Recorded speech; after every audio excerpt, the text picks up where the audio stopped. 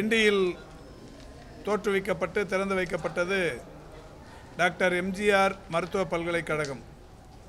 Doctor MGR மருத்துவ பல்கலைக்கழகத்தில் ஒரு 35 ஆண்டுகளுக்கு பிறகு நுழைவாயிலை புதுப்பிப்பது, செனட் ஹாலை புதுப்பிப்பது, துணைவேந்தர் அறையை புதுப்பிப்பது என்று பல்வேறு வகைகளில் இது சீரமைக்கும் பணிகள் மாண்புமிகு தமிழ்நாட்டின் முதலமைச்சரோடு வழிகாட்டுதலோடு செய்யப்பட்டது. அந்த பணிகள் முடிவுற்று ஒரு மிக அழகான நுழைவாயில் ஒன்று புதிதாக தோற்றுவிக்கப்பட்டிருக்கிறது. எனவே நுழைவாயில், செனட் ஹால், தீன் அலுவலகம், விசி அலுவலகம் போன்ற பல்வேறு அலுவலகங்கள் புதுப்பிக்கப்பட்டு ரூபாய் 12 கோடி செலவில் தற்பொழுது பல்கலைக்கழகத்தின் பயன்பாட்டிற்கு இன்று காலை மரியாதைக்குரிய துறையின் செயலாளர், இந்த பல்கலைக்கழகத்தின் துணைவேந்தர், NHMMD, TNPHSC, PD போன்ற உயர் அலுவலர்கள் பங்கேற்க இது பயன்பாட்டிற்கு திறந்து வைக்கப்பட்டிருக்கிறது. அதோடு MRB ஒப்பந்த செவிலியர்களின் போராட்டம் சம்பந்தமாக இன்றைக்கு பல்வேறு தரப்பினருடன் பேச்சுவார்த்தைகள் நடத்தப்பட்டது. பேச்சுவார்த்தைகளில் அவர்களுடைய கோரிக்கைகள் அரசின் சார்பில் பரிசீலிக்கப்பட்டு பல்வேறு கோரிக்கைகளுக்கு விரைந்து தீர்வு காண்பதற்கு நடவடிக்கை எடுக்கப்பட்டது. அந்த வகையில் மாண்புமிகு தமிழ்நாட்டின் முதலமைச்சர் அவர்கள் செவிலியர்கள் போராட்டத்தில் இருக்கிற நியாயமான அம்சங்களை பரிசீலித்து அவர்களுக்கான அந்த கோரிக்கைகளை செய்து தர வேண்டும் என்று அறிவுறுத்தியும் இருக்கிறார்கள். அந்த வகையில் அவர்களுடைய ஒரு கோரிக்கை என்பது நிரந்தர பணியாளர்களைப் போலவே அனைத்து MRB தொகுப்பூதிய செவிலியர்களுக்கும்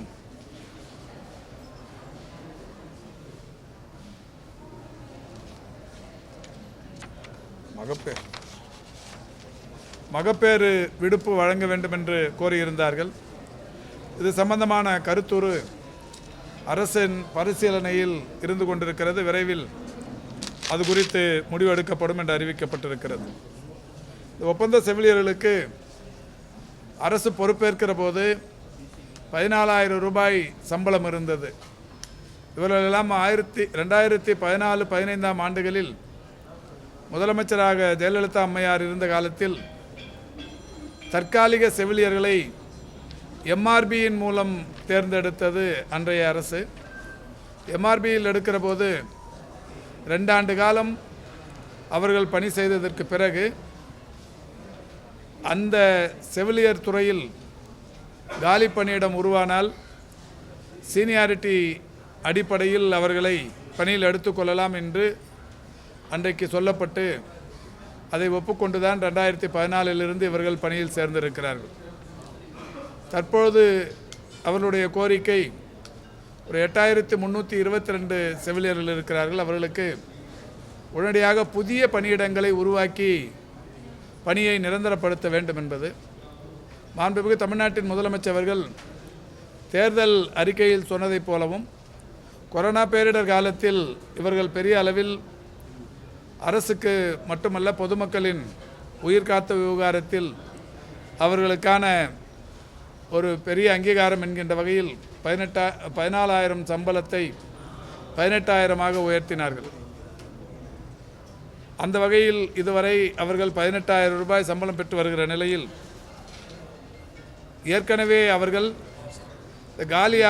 காலி பணியிடங்கள் உருவாக அதில் இந்த MRB ஒப்பந்த செவிலியர்களை நுழைக்க வேண்டும் என்று சொன்னதன் அடிப்படையில் இதுவரை இந்த அரசு பொறுப்பேற்றதற்கு பிறகு 3,614 ஒப்பந்த செவிலியர்கள் பணி நிரந்தரம் செய்யப்பட்டிருக்கிறார்கள். இந்த 3,614 ஆண்டுதோறும் காலியாகிற செவிலியர்களையும் தவிர்த்து ஒரு 1,200 செவிலியர்கள் மாண்புமிகு தமிழ்நாட்டின் முதலமைச்சர் அவர்களால் கடந்த ஆண்டு வரை கட்டி முடித்து திறந்து வைக்கப்பட்ட 11 மருத்துவக் கல்லூரி மருத்துவமனைகளுக்கு புதிய பணியிடங்கள் உருவாக்கி அந்த பணியிடங்களையும் இணைத்து 3614 பணியிடங்கள் நிரந்தரமாக்கப்பட்டது. அதற்கு பிறகும் கூட இப்போது ஒரு 8322 இருக்கிறது. அவர்களுடைய கோரிக்கையை இன்றைக்கு தீவிரமாக பரிசீலித்து தற்பொழுது வரை அதில் காலியாக இருக்கிற இடங்கள் 169. இந்த 169 பேருக்கு உடனடியாக பணி ஆணைகள், நிரந்தர ஆணைகளை தயார் செய்யும் பணி நடைபெற்று கொண்டிருக்கிறது. கலந்தாய்வு நடைபெற்று கொண்டிருக்கிறது.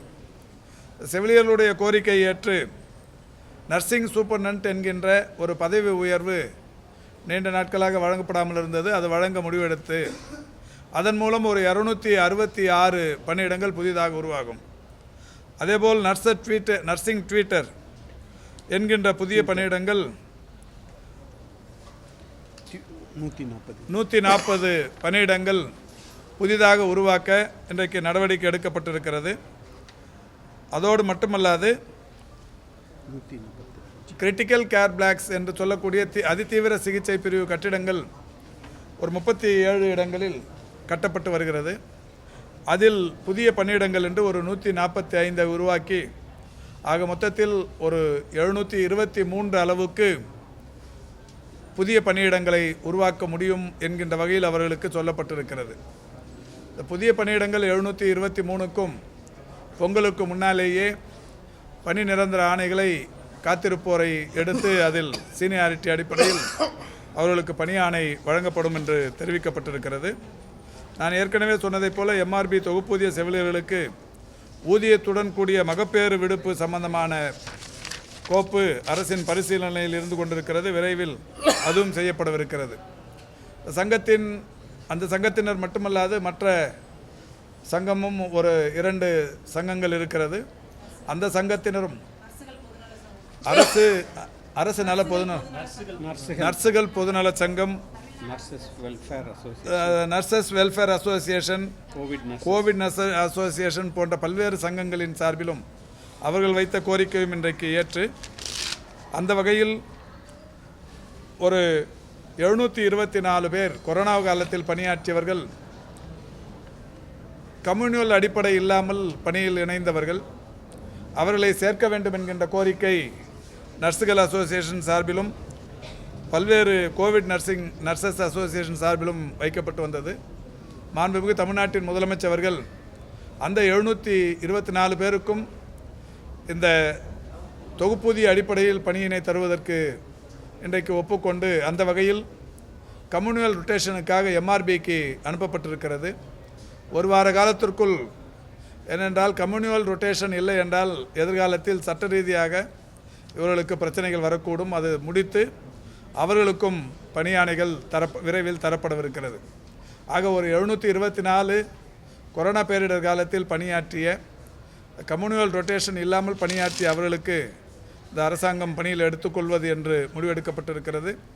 750 புதிய பணியிடங்களை உருவாக்கி இந்த சம்பந்தப்பட்ட தற்போது போராட்டம் நடத்தி கொண்டிருக்கின்ற தோழர்களுக்கு அந்த செய்தியும் சொல்லப்பட்டிருக்கிறது. அதேபோல் அவர்களுக்கான இன்னொரு கோரிக்கை என்பது, புதிதாக அனைத்து மருத்துவக் கல்லூரிகளிலும் நர்சிங் காலேஜஸ், செவிலியர் கல்லூரிகள் தொடங்க வேண்டும் என்று சொல்லியிருக்கிறார்கள். ஏற்கனவே மாண்புமிகு தமிழ்நாட்டின் முதலமைச்சர் அவரிடத்தில் அனுமதியினை பெற்று ஒரு 5 கல்லூரிகளில் புதிய நர்சிங் கல்லூரிகள், செவிலியர் கல்லூரிகள் தொடங்குவது என்று முடிவெடுக்கப்பட்டிருக்கிறது. அதற்கான அரசாணை மிக விரைவில் வரவிருக்கிறது. அதேபோல் இந்த சங்கங்களின் இன்னொரு கோரிக்கை, ஏற்கனவே 14,000 இருந்தது 18,000 உயர்த்தப்பட்ட நிலையில் டிஎம்எஸ், டிஎம்இ போன்ற 2 துறைகளில் ஒரு 400-500 பேருக்கு இந்த தொகை உயர்த்தி வழங்கப்படுவதில் ஒரு அஃபிஷியல் சிக்கல் இருந்தது. அது தற்போது சரி செய்யப்பட்டு அவர்களுக்கும் அந்த 4,000 ரூபாய் உயர்த்தி வழங்குவதற்குரிய நடவடிக்கை எடுக்கப்பட்டிருக்கிறது. அதுவும் அவர்களுக்கு தெரிவிக்கப்பட்டிருக்கிறது. ஆக அவர்களுடைய பிரதான கோரிக்கைகள் ஒரு 750 புதிய பணியிடங்களை உருவாக்கி நிரந்தரப்படுத்துவது, தொகுப்பூதிய செவிலியர்களுக்கு ஊதியத்துடன் கூடிய மகப்பேறு விடுப்பு சம்பந்தமான நடவடிக்கை, அதேபோல் புதிய செவிலியர் கல்லூரிகளை உருவாக்குவது, இந்த 724 கொரோனா செவிலியர்களை, கொரோனா காலத்தில் பணியாற்றிய செவிலியர்களை அந்த கம்யூனல் ரொட்டேஷன் சரி செய்து அவர்களை பணியில் அமர்த்துவது, மகப்பேறு விடுப்பு போன்ற பல்வேறு விஷயங்கள் இன்றைக்கு சொல்லப்பட்டிருக்கிறது. இந்த பேச்சுவார்த்தையில் கலந்து கொண்ட அரசு செவிலியர்கள் சங்கம், நர்சஸ் அசோசியேஷன், பொதுநல சங்கம் அரசின் இந்த நடவடிக்கைக்கு ஆதரவு தெரிவித்து மகிழ்ச்சி தெரிவித்திருக்கிறார்கள். கொரோனா நர்சஸ் சங்கமும் இந்த 724 பேர் பணி நியமனத்திற்கு அவர்களும் மகிழ்ச்சி தெரிவித்து ஆதரவு தெரிவித்திருக்கிறார்கள்.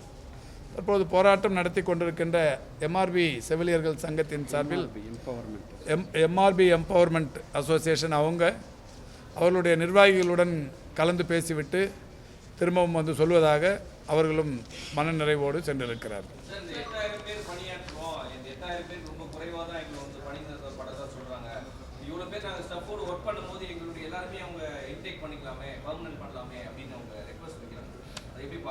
நீங்கள் எந்த நிறுவனத்தில் வேலை செய்கிறீங்க? நீங்கள் எந்த உதாரணத்துக்கு சொல்லுங்கள், எந்த நிறுவனத்தில் வேலை செய்கிறீங்க? இல்லை நியூஸ் டேல எத்தனை டெம்பரவரி இருக்காங்க, எத்தனை பர்மனெண்ட் இருக்கிறாங்க, எத்தனை பேர் வந்து குறைந்த சம்பளத்தில் இருக்கிறவங்க, எத்தனை பேர் சீனியாரிட்டி அடிப்படையில் பதவி சம்பளம் வாங்குறவங்க, எவ்வளோ பேர்? எல்லாத்துலேயும் அந்த இது இருக்குல்லங்க. எல்லாருமே பண்ணிட முடியுமா? ஏன் நீங்கள் பண்ணாமல் போனீங்க? 2014-15 இதை உருவாக்குனதே தப்புங்கிற நான். இந்த பாலிசியே தப்பு. இந்த தொகுப்பூதிய, அதாவது கான்ட்ராக்ட் நர்சஸ்ங்கிறது என்ஹெச்எம் நிர்வாகத்தில் வர்றாங்க, அது சந்தோஷம். ஆனால் இது எப்படின்னா, எம்ஆர்பி தேர்வும் எழுதணும், 2 வருஷம் வேலை செய்யணும், அதுக்கப்புறம் அரசு பணியிடம் காலியானால் மட்டும் நீ உள்ளே வரணுங்கிற அந்த கான்செப்டை உருவாக்குனது தப்பு. அப்போவே ஒன்று அவங்கள வந்து டெம்பரவரி நர்ஸாகவே கொடுத்துருக்கலாம், இல்லை நிரந்தர நர்ஸாக கொடுத்துருக்கலாம். இது ரெண்டும் செய்யாமல் ரெண்டும் கட்டான ஒரு கொள்கையை உருவாக்குனது 2014. நியூஸ் டேல போய் சொல்லுங்கள். என்னம்மா? இல்லை, அதுக்காக தான் இப்போ 3614 பேருக்கு ஏற்கனவே தரப்பட்டது. இப்போ ஒரு 723 தரத்துக்கு அவங்க கையில் சொல்லியிருக்கிறோம். அதாவது புதிய பதவி உயர்வுகள் தரப்பட்டு புதிய பணியிடங்கள் உருவாக்கப்பட்டு ஒரு 723 பேருக்கு தரத்துக்கு சொல்லியிருக்கிறோம். ஆக இந்த 8322 இமிடியேட்டாக ஒரு 723 குறைஞ்சிரும். மீதி இருக்கிறது ஒரு 7400 சம்திங் இருக்கும். இதை பொறுத்த வரைக்கும் இதுவும் கூட படிப்படியாக மாண்புமிகு முதல்வர் அவருடைய வழிகாட்டுதலை பெற்று எதிர்காலத்தில் கட்டப்படுகிற இப்போ டிஸ்ட்ரிக்ட் ஹெட் குவார்ட்டர்ஸ் இந்த மாதிரிலாம் கட்டப்படும் போது புதிய பணியிடங்களை உருவாக்கி அவங்க மனநிறைவு கொள்ளுகிற வகையில் செய்யப்படும். தேர்தல் வாக்குறுதி அளித்ததால் தான் இது வரைக்கும் 3614 கொடுத்துருக்கு. 1200 பணியிடங்களை ஒரே நேரத்தில் உருவாக்கியிருக்கு. ஒவ்வொரு வருஷமும் காலி ஆகிறத கொடுத்துருக்குறோம். தேர்தல் வாக்குறுதி திமுக சொன்னால் செய்யும், அதிமுக மாதிரி இல்லை.